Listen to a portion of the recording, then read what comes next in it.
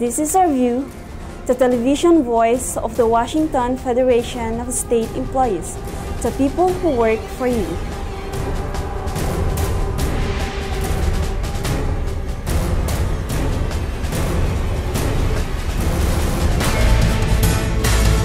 Federation members recently gathered in Puyallup in front of a bank and at the sounder station to warn citizens of what ahead if they don't hold the representatives accountable.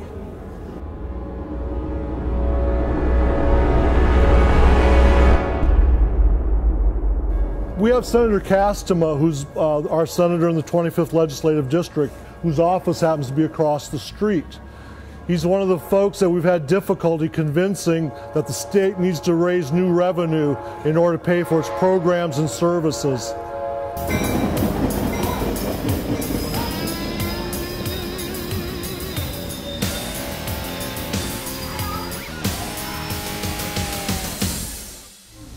In that, Senator Castema and many others in the legislature are adverse to raising any sort of new revenue. We're out here trying to convince them that sacrificing our state safety, the safety net that we provide to the most vulnerable of our citizens, sacrificing the education of our children, we're sacrificing everything for simply not having the wherewithal to raise new revenue. We provide many billions of dollars every year in tax loopholes, and simply closing those for a short period of time to get us through this economic situation is what we're looking for. We're looking for new revenue, whether it be by closing these loopholes or by a temporary sales tax increase as the governor's recommended. Anything. Right now we're facing the closure of 5 more wards at Western State Hospital with the prospect of putting almost 130 patients out of the hospital into the community where beds simply do not exist. The state's cutting the money that pays for beds outside of the hospital environment. It's cutting the funding of the hospital itself.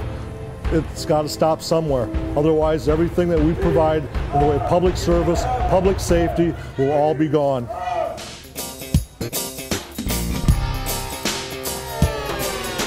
The economic crunch is just continuing and continuing.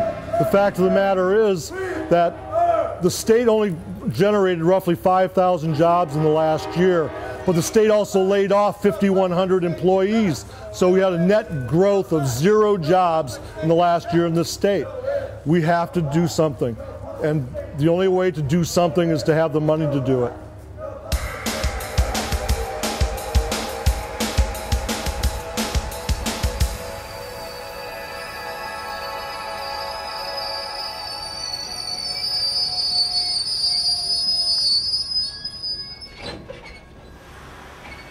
Recently, thousands of trade unionists, students, and business owners converged on the streets of Paris to send a message to their government. French citizens are protesting the fact that people who made the economic mess are still in charge and expect average families to pay their bills. Does this sound familiar?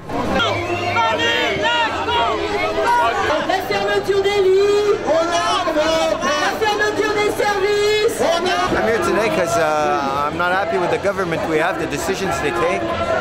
And it's because us employees of all companies, public and national, we're all paying the debt and the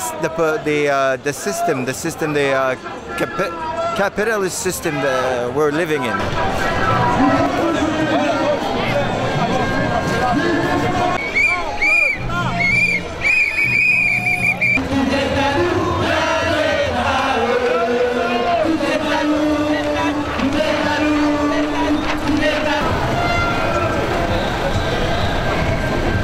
I don't know what they're doing with the money, but the thing is they're asking us more and more money and we don't see the color of it. Meaning what? Meaning we have less employment, we get less things, they're going to touch our retirements, all the helps we can have, meaning the schools, the transport, everything that we use every day as employees, and we don't see the color of the money. And now they're saying us it's because of the crisis. That's what they're saying. It's the financial crisis, and they ask us to pay it.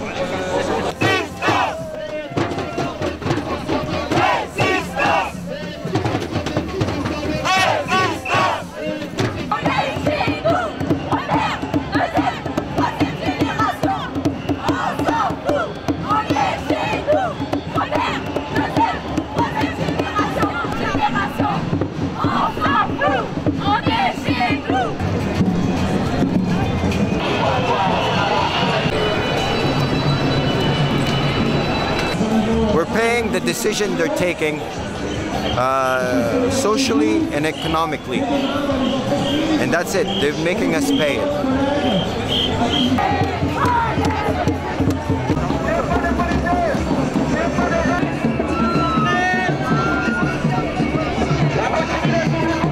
We're starting to know that some things are happening in the States, but that's it. We don't see it in the news. We don't see it nowhere.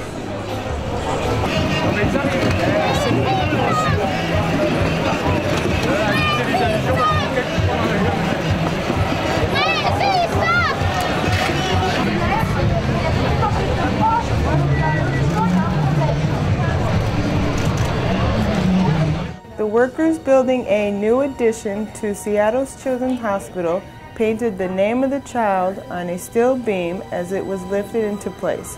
That resulted in many of the patients putting their names on big pieces of paper, which they put in their hospital room windows. What followed was a unique connection. This all started early on in the project during the steel erection phase. The ironworkers started painting the names of the kids in the hospital on the beams. The newspaper and also some press coverage came out, and they did a great story on it. And at that point, the members came to me and said, what can we do more? You know, how can we give back to these kids? And that's where the members voted to purchase all the kids a t-shirt. And on the t-shirt it says, I'm on the beam helping to build Children's Hospital in Seattle. And that's kind of where we went from there.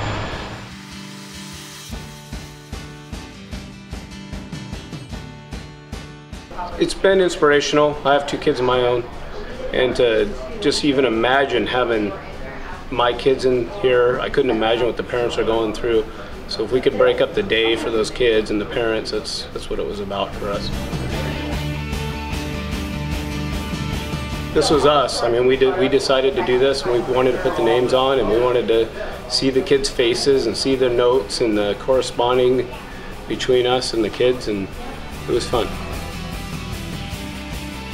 These kids, I mean, they're our future, you know, they're our world, and this is probably going to be one of the best experiences I'm going to ever have, you know, putting up a building next to a place like this with so many, you know, kids in it. You know, every day we get up on that iron and we see them wave at us, and you know, they're so excited, and just to bring a smile to their face is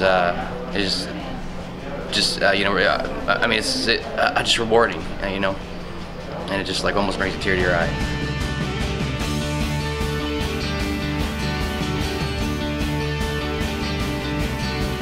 I think it's a good feeling for everybody. I mean, putting some smiles on some kids' faces, whether they're sick or whether they're healthy, is, I think, good for everybody out there, and I think it really was a good day for all. A look at our union history. Here's Ross Reeder. Washington Federation of State Employees, Council 28, sponsor of this program, was chartered in November 1943.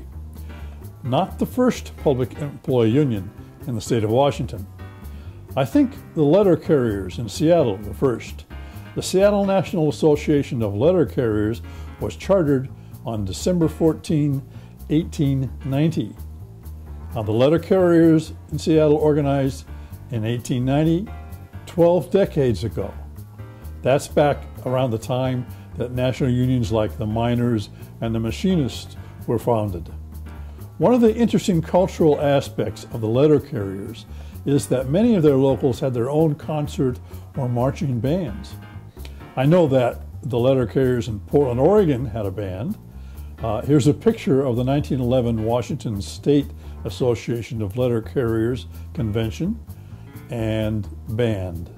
It includes members from the Tacoma Post Office and the Seattle Letter Carriers Band.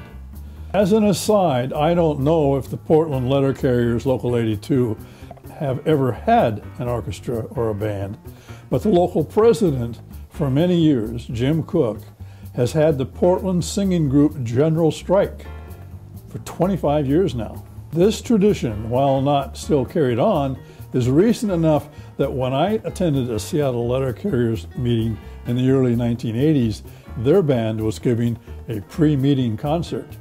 Other public employees. The American Federation of Teachers was chartered by the AFL in 1916. Local 1 was Chicago. Surprise. The first local of public employees in the city of Portland was, and still is, organized, but it was organized in 1928 by the Laborers Union. That might surprise you. Legislators gathered in Olympia at the end of November to deal with the continuing deficit. Public service programs have already been eliminated and wages cut. Those legislators were met at the Capitol with a big message.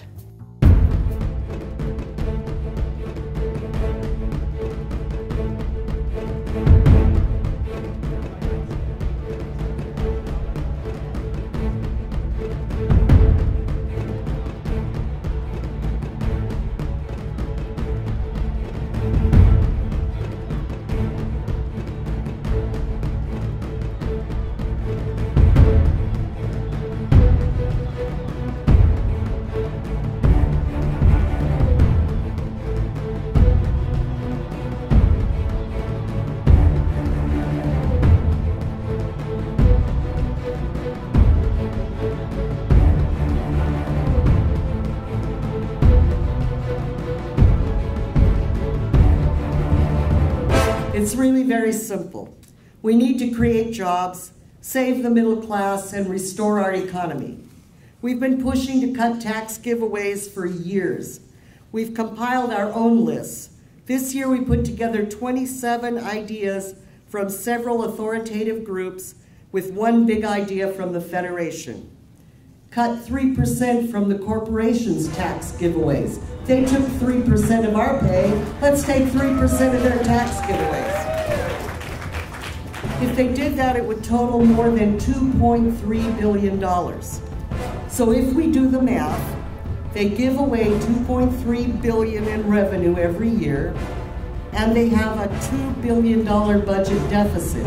Do you think we can figure that out? Can they figure it out? We're going to help them, right?